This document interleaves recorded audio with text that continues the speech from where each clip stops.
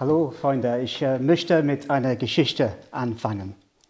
Meine früheste politische Erinnerung ist, dass ich in die Küche gerannt bin und zu meiner Mutter gesagt habe, Mama, warum werden meine Cartoons abgesetzt, weil eine Mauer abgerissen wurde?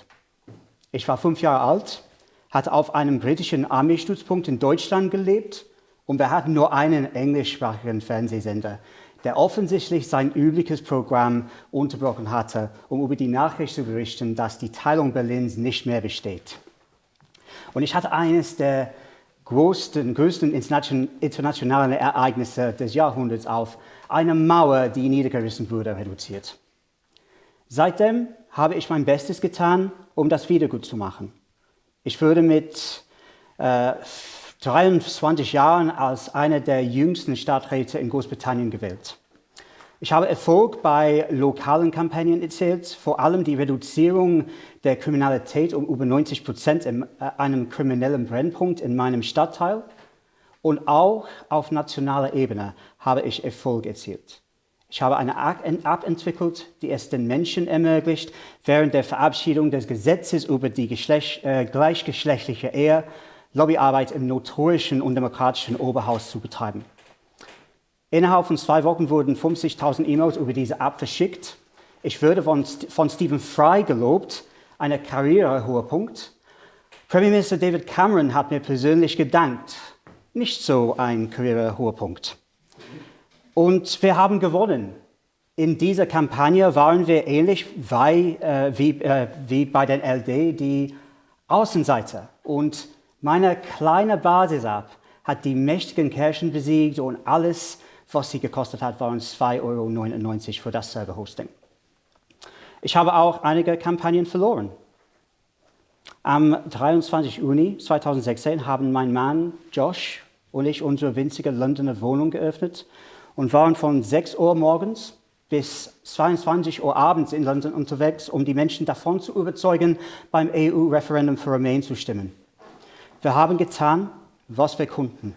Und dort, wo wir unsere Kampagne durchgeführt haben, haben 7 von 10 Menschen für den Verbleib in der EU gestimmt.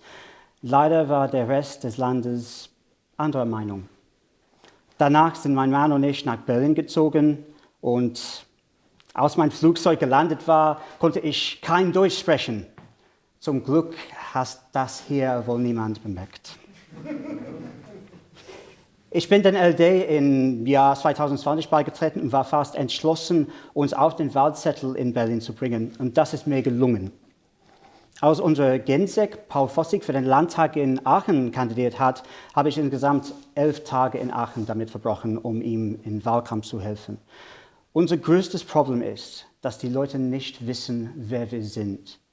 Es hat keinen Sinn, ein bereits gutes Produkt zu perfektionieren, wenn niemand weiß, dass es existiert. Das wird mein Schwerpunkt sein. Wir brauchen mehr Technologieexperten im Europäischen Parlament, ob es um die ungeheuerliche Bedrohung nicht nur die Privatsphäre, sondern auch der Sicherheit einer Daten durch die Chatkontrolle geht, die sich derzeit ihren Weg durch die EU-Institutionen bahnt, oder um künstliche Intelligenz. Unsere demokratischen Institutionen sind absolut nicht in der Lage, das Beste aus den unglaublichen Möglichkeiten zu machen, die bahnbrechende Technologien der Gesellschaft bieten können. Aber noch wichtiger ist, dass sie nicht über das Fachwissen, die Kenntnisse oder die Erfahrung verfügen, um den Bedrohungen oder Hindernissen auf dem Weg zu begegnen. Ich habe 14 Jahre Erfahrung in der Branche und arbeite derzeit als technischer Leiter in einem Cybersicherheitsunternehmen. Wenn populistische und durchführbare Maßnahmen von Politikern vorgeschlagen wurden, die aus Ängsten Kapital schlagen wollen, werde ich dabei sein, diese Maßnahmen auseinanderzunehmen und sie als Unsinn zu entlarven. Die EU muss sich ändern. Wir leben in einer zunehmend instabilen Welt und dieses unruhige Bündnis von Nationen steht am Abgrund. Wir können keine entscheidenden und sinnvollen Maßnahmen ergreifen, solange einzelne Mitgliedstaaten ihr Veto einlegen können. Stell dir vor, Joe Biden reagiert auf eine ernsthafte und tödliche Bedrohung aus dem Ausland und kann nichts dagegen unternehmen, weil er den Premierminister von Alaska nicht davon überzeugen kann. So funktioniert die EU derzeit. Wir brauchen eine europäische Republik, eine mehrheitsfähige Union von Staaten, nicht dieses wackelige, stillschweigende Abkommen. Aber das Thema, das mir bei dieser Wahl am meisten am Herzen liegt und von dem ich glaube, dass es über die zukünftige Existenz der Europäischen Union entscheiden wird, ist die Ungleichheit. Europa sollte ein Ort sein, an dem jeder die Möglichkeit hat, seine Träume zu verwirklichen, egal wer du bist oder woher du kommst. Wo Eltern in Deutschland sicher sein können, dass ihre Kinder bessere Chancen haben als sie selbst. Wo Flüchtlinge, die aus kriegsgebeutelten Ländern fliehen, ein Zuhause und eine helfende Hand finden können, statt Feindseligkeit und Hass. Wo wir die Bedrohung durch den Klimawandel verstehen und das Notwendige tun, um ihn zu stoppen, anstatt Ausreden zu verteilen. Ich bin jetzt schon eine Weile in der Politik tätig und denke oft an mein erstes politisches Erlebnis zurück. Ich war ein 5-jähriges Kind, das einen der monumentalsten Momente der Geschichte beobachtet hatte, ohne zu wissen, was das für die Menschen bedeutet hat, die an diesem Tag ihre Freiheit erlangt hatten. Vor allem in den letzten 7 oder 8 Jahren habe ich viel darüber nachgedacht. Ob es Trumps Grenzmauer ist oder die fatalen Maßnahmen gegen Familien, die alles riskiert haben, um ihre vom Krieg zerrissenen Länder zu verlassen, um in Europa ein besseres Leben zu finden. Oder die schändliche Invasion in der Ukraine.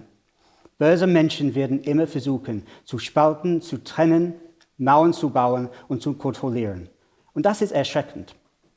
Aber für die jüngeren Menschen, die heute mutlos auf die Welt blicken und ein Licht am Ende des Tunnels brauchen, an dem sie sich orientieren können, einen Funken Hoffnung, an dem sie sich festhalten können, kann ich sagen, dass es mir hilft, an Folgendes zu denken. Die Gesellschaft feiert nie den Jahrestag des Mauerbaus, sondern den des Mauerfalls.